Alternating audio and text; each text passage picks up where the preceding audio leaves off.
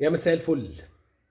اتعادلنا مع بلجيكا، خدنا نقطة مستحقة جدا وربما كنا نستحق أكثر من ذلك يعني. أعتقد إن ده أول ماتش أنا أقدر أقول إن حسام حسن قدم أفكار دفاعية مختلفة عن إن هو يزود عدد ويعمل زحمة. لا، النهارده فكر، اختار ان هو يخلي صلاح يلعب تحت راس الحربة عشان صلاح مش هيقدر يقوم من الواجبات الدفاعية بتاعت الجناح، وبالتالي عمل ثنائيتين في الاطراف، ثنائية محمد هاني ومصطفى زيكو، والناحية التانية ثنائية فتوح وامام عاشور. وده اعتقد كان سر الاداء الدفاعي الجيد، تحديدا الشوط الاولاني مع تركيز بلجيكا على الاطراف. لعيبه كتير عملت ماتش كبير. مهند لاشين عمل شوط تاني عالمي، ربما الشوط الاولاني كان لسه مخضوض. شوط تاني كبير جدا من مهند. ماتش كبير من فتوح ومحمد هاني.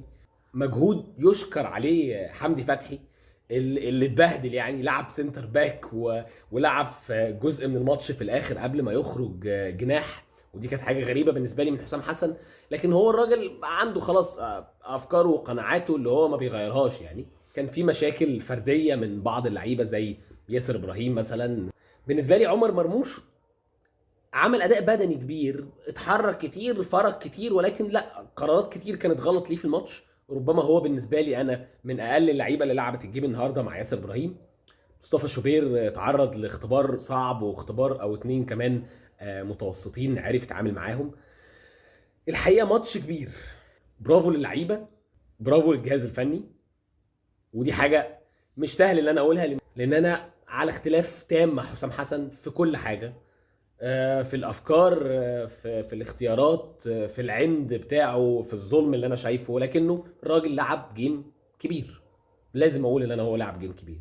حتى لو كان هجوميا هو ما قدمش افكار جديده كالعاده، لكنه على الاقل دفاعيا هو فكر بشكل مختلف. كان عنده حاجه يعني عرف يقدمها في الماتش دفاعيا. يا رب نقدر نبني على ده، ما يكونش عشان هو الماتش الاهم والاكبر في المجموعه فاللعيبه والجهاز كانوا مركزين وطلعوا كل اللي عندهم، فنيجي في ماتشات اضعف زي قصاد نيوزيلندا او ايران نلاقي الاداء مختلف. عندنا لعيبه وعندنا امكانيات تقدر تخلينا نعدي المجموعه بتاعتنا في المركز الثاني وربما اكتر من كده كمان. اجمالا الحقيقه ماتش ممتاز، والاكيد ان هو